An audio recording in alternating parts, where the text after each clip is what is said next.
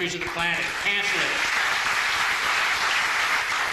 So let's organize through every effort and opportunity we have in our families, in our churches, in our mosques, in our synagogues, and in our schools, and at our jobs, a massive coalition committed to end militarism and economic exploitation by our government. Thank you. God bless.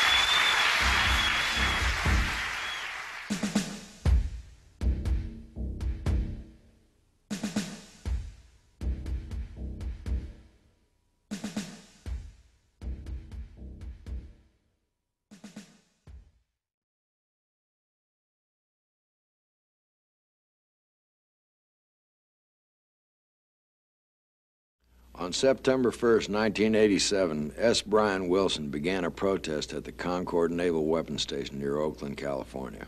That's one of the places that send out the weapons that have killed or injured tens of thousands of people in Central America. Brian delivered a letter to the base commander telling him that on that day he'd begin using his body to block the trains carrying those weapons. His hope was that if they stopped the train to save one human life, they were not far from understanding they could also stop it from destroying many human lives, each of equal value in Central America. They must have known he meant business.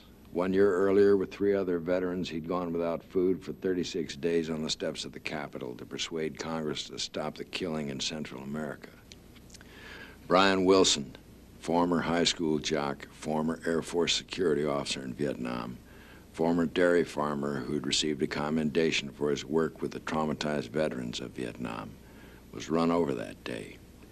He'd put himself in the place of the people of Central America, and in doing so, he opened up the deepest truths of human existence. For the life and times of Brian Wilson had turned him into a satyagrahi, a practitioner of the nonviolent resistance to evil.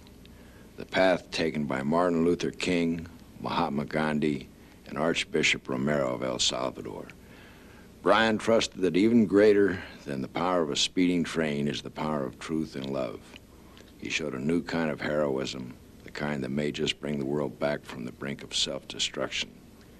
He acted on his faith in the unity and sanctity of all life, and that if one person will speak and act upon this truth, it will open the hearts of many and provide us a way out in this most desperate moment. 5% of the people of the world live in the United States, but we consume 40% of the resources of the world. We have become used to thinking that we have a right to all that we have, no matter what damage we do to the earth or to other people. We have become detached and disconnected from reality. We have become detached from the earth. We have become detached from the feelings and lives of people elsewhere if it interferes with our right to maintain our lifestyle and standard of living. I would submit to you that we're on a course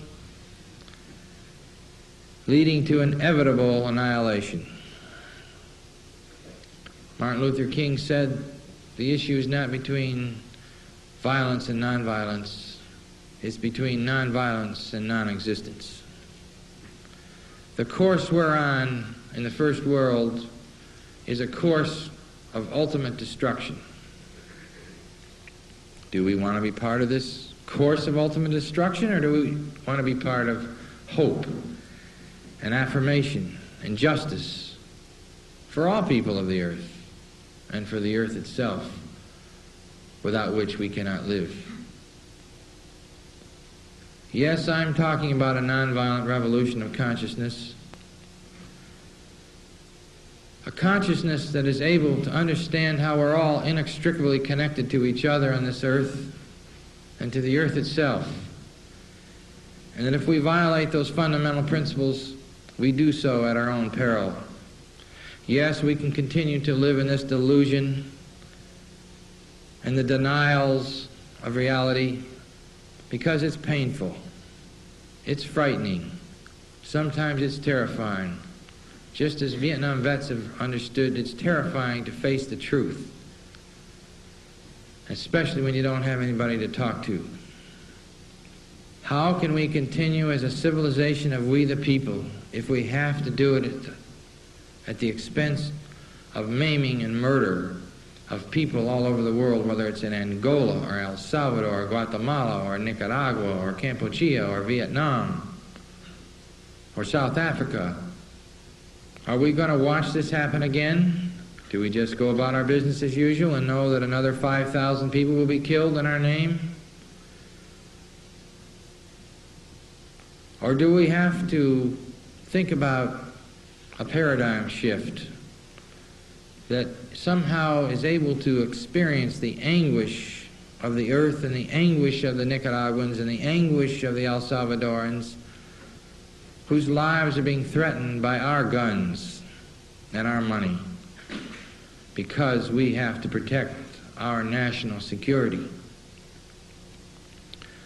Well, I hope and I challenge all of you to think, but more importantly to feel in your heart how you might be able to act in such a way so that the world can live in peace and justice. And I'm liberated. I'm free to stand anywhere, any place, and tell them they cannot continue to kill mothers and fathers and children in my name as a citizen of the United States. So I ask each of you to search your hearts as to what your truth is for being a citizen of the earth, promoting justice as a foundation for peace. It's not going to happen magically, and I think it's not going to happen by relying on these political structures and institutions in Washington. I think we're going to have to wage peace in the most extraordinary ways, whether our government wants it or not. And so I simply say that you will know in your heart, I believe, what to do. But I know that without a nonviolent revolution of consciousness, we will not survive as a civilization or as a planet. We are at an extraordinary point in history where we can choose to have peace if we want to pay the price. And what more glorious goal and value do we want than peace for all people? And so I look forward to working together with you all, with we the people, to build a new society, a society that understands that we are not worth more and they are not worth less, and that we will be willing to pay the price and take the risks to wage peace with all fellow and sister human beings.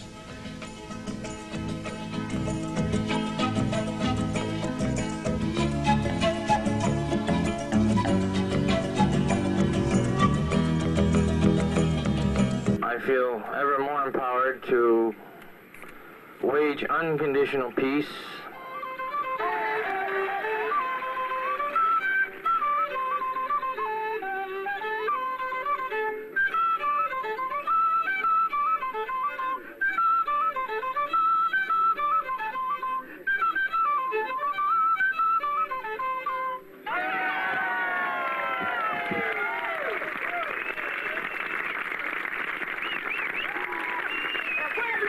Unido, jamás será vencido.